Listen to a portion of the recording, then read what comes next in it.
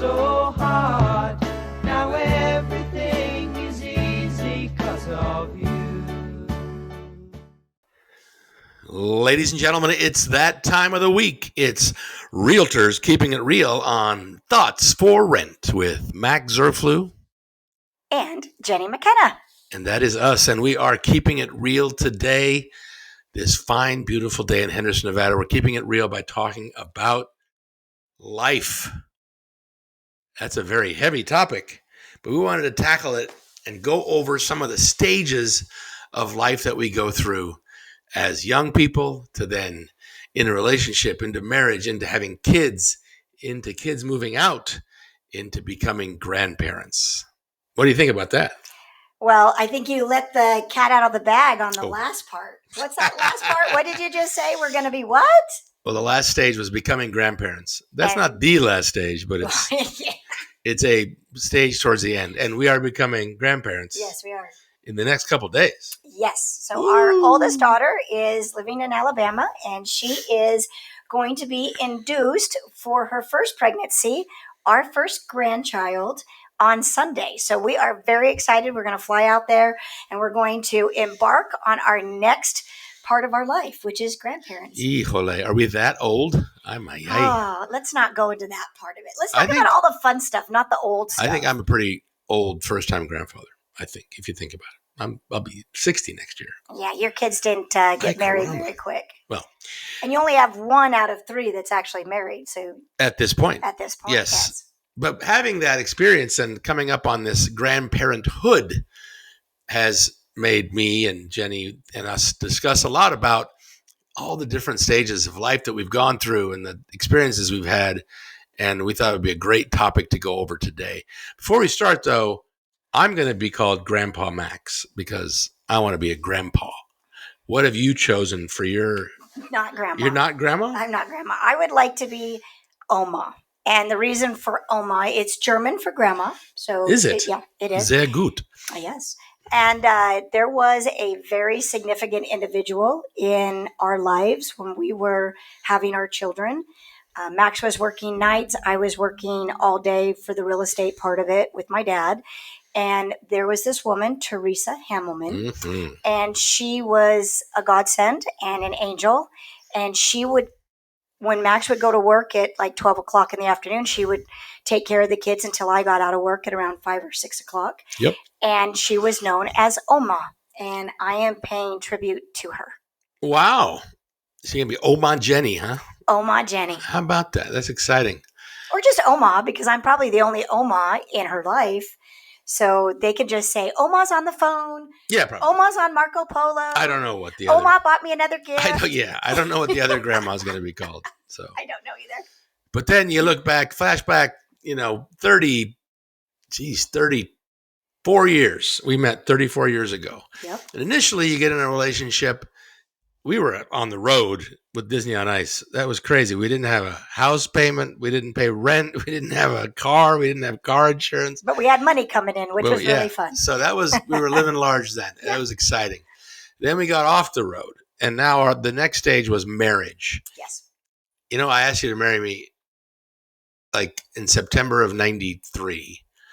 And obviously my proposal wasn't all that great. His proposal was in the upstairs bathroom. I was getting my hair done, and he came in and proposed while I was in the bathroom. Not doing anything in the bathroom other than my hair. More details, but probably not the best location. And lately I've been looking at proposals on movies and guys being all romantic, and I'm like, man, I can't go back and do it over, but I think I missed the boat. I do think that has changed a little bit. That's evolved, because when we were, and I'm sure of our age group, the 50s, 50, not 1950s, but in the age group of 50s, when you would ask somebody to marry you, you would get down on one knee, you'd have that neat proposal, maybe at a restaurant or whatever, but it wouldn't be as grand as it is right now. Yeah, big event. Everything's a big event now. And you know what I look at that? I look at that as money they're wasting that they could be investing in real estate. Yeah. That's what the bachelor parties, the bachelorette parties, Yeah. the what's the one? Okay, the engagement party. Sure. Then Gotta have there's the that. actual wedding, and then there's the big honeymoon. Oh my goodness, some of those could all just go into a house fund, even if it's just half of what they would have Are you spent. just trying to sell real estate here? Is that what's going on? No, but you know what? That's part of step one after you get married. It would There- be great to get some real estate. Well, sure. And there, I've heard of parents who, instead of having a big wedding, they say, here's this amount of money.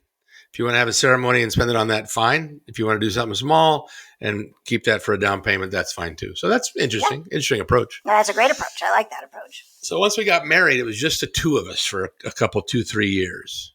And again, when you're first married, you don't really have a sense of what's about to happen in your life when you have kids. Because you had a job, I had a job, we were both working. You know, we could go out to movies. We were free to do whatever we wanted. Weren't tied down to anything. And that was an interesting time in our lives, you know. But then once kids come in, everything changed. Huh? Changed everything. And we had our first child, and then the doctor said that was basically a miracle. I probably was not going to be able to have any other children. And then 9 months later, I was pregnant again. Up jumped the devil, and So- here we go. So the two girls are called, what are they called when you're Well, they're one? not officially Irish twins, But but they're 1 year apart in school. So That's great. Isn't that Irish twins? Within 12 months, I believe, is an Oh, okay. official So term they're- for Irish twins. I always used Irish twins because I thought, one, I'm Irish, so that's fun. And Yeah, it was- two, because they were just 1 year apart in the school. Yeah. They're only 16 months apart, so they're pretty quicky dicky. They were close for Ooh. sure. But so when you have kids now your entertainment schedule changes, your leisure time changes, your travel changes. Money changes. What do you mean? Kids are expensive. Kids are expensive. And so we got when you had kids, we kind of stopped traveling. We didn't travel a lot. We did trips every once in a while, probably at least twice a year with the kids to kind of get them in the travel mode. But you and I didn't go on trips. Nope. We got, people are going to hear this and know us and go, what are these two talking about? They were going on trips, but it wasn't anything like we're doing now. It was like a trip to California or a trip to Oregon. Yeah. And a lot of weekends were spent once the kids got older on soccer tournaments and other events so you took away from. I mean, I know people who have been in sports their whole lives and their kids were in sports and they didn't go on vacations. They just played in tournaments every weekend. That was their travel. Yeah, when I was training as a figure skater, all of my quote unquote vacations were competitions, whether it be California or Arizona or whatever. That was our vacation because it costs money to go on those kind of competition trips. True. And while we had babies, because then our son he's about 3 years behind our daughter. As long as you have a baby, it's difficult to go on some trips because you can't always take your babies with you. I know somebody who's planning to take a baby to Japan next year. So that should be interesting. That's a long Our first trip. grandbaby. That's a 12-hour flight. Our first grandbaby will be 6 months old and will be taking a trip to Japan. So I guess their thought is, bring them. Well, I guess so. I can't imagine you and I, when we were freshly married and our first daughter was 6 months old, saying, let's pick her up and go across the Pacific. But hey, more power to them. Absolutely. And they'll have some help, obviously, with Oma and Grandpa. But not on the flight because they're on a different flight. That's true. So only when they get to the beloved land of Japan, then we can be helpful. The land of the rising sun, if you go. will. Absolutely. So when the kids are younger, the travel kind of changes. What you're focused on changes, putting them to bed, feeding them, and helping them with schoolwork and all that stuff. I guess, is that fun? Did you find that period of time enjoyable? Or No. Do you want to think about it for a second? I found it tasking. I found it like a checkbox. I had to go through and make sure they went to school, make sure they got this, make sure lunch was made, make sure it was just checking all these off. Mm-hmm. And it never really ended. And did I enjoy the time while they were growing up? Yes. But you also have to remember that at the same time, we were building a business. Mm-hmm. And we were building McKenna Property Management as of 2005. And Kai, our youngest, was born in 2001. So you can imagine there was a lot going on. That's and true. That's true. I think the only way I could have functioned and that I did function was just to make sure that everything was put in its proper box. And then I made sure I took care of it.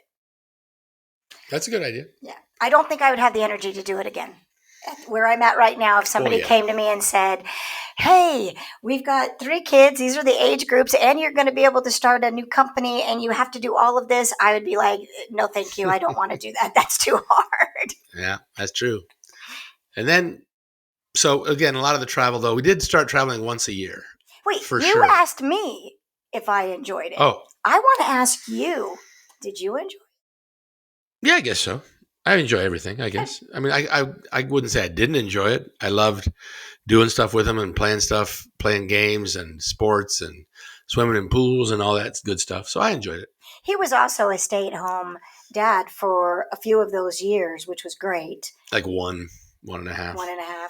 But that was, it's fun because, well, I think it's funny that all of the kids' parents never actually called me to find out if there was like an opportunity to do a play date or spend the night or go somewhere. They would always call Max. So I love that part of it, by the way. I thought that was great. Let Max organize it all. Yeah. I was the guy. You were the guy. You still are the guy. I was the guy going to help in the classrooms and all that stuff. Anyway, that was great. But then one of them got a driver's license. That's kind of the next stage that I notice. If any of you have kids, you know when they get a driver's license, they kind of disappear. Yeah, they do. Right? But they also have a driver's license, so they might be able to haul their siblings around a little bit. That did help, yes. And they might get old enough to watch their siblings while we go out of town. So I think when China got to be about 17 and was a senior in high school, Ireland was a junior, Kai was he in middle school yet? Yeah, he was. Maybe just. But that's just when started. our traveling got kicked back up into high gear a little bit. I also like when kids turn 16 because then I could bring them into the office and make them work. Because the summers, I mean, they had some extra time. So I would bring them all in and I would have them file or I would have them do updates. And they were really great with tech work as far as computer stuff. So I used all of my kids during their summers. Child labor abuse. Well, they got paid, you know. Hey, it's good for them. Exactly. Having a job is important, right? I think so. They say. Ooh. So that happened. We started going on a lot more trips. We started to travel a lot more, you and I, still making sure we travel with the kids once or twice a year. As you may have noticed, a lot of our life revolved around travel. But it also meant that the stage of our life changed a little bit. One daughter went to college. One was finishing up high school. Son was in middle school, or he was starting high school. Then the second daughter left. And now we're getting to a place called empty nester pretty soon here. No, we have been empty nester. I'm saying in our conversation here, okay. We're approaching the stage of becoming empty nesters. Which is my favorite stage. It is? It is. Oh, my God. I'm going to tell you why. I like a neat, organized house. And when you have children, I love them dearly, but they are not always clean and they don't always keep things organized. No, that's true. So when the last child moved out on his own, which I always encouraged our children, get out, be free. You use the word encourage? That's you. Yeah, 18, be free, go out. In fact, I always find them a place to go live too, because being in property management, I have that ability to find some really great places. And spread your wings. And then when they spread their wings, they walk out the door. And then my house got to stay nice and organized, which I really like.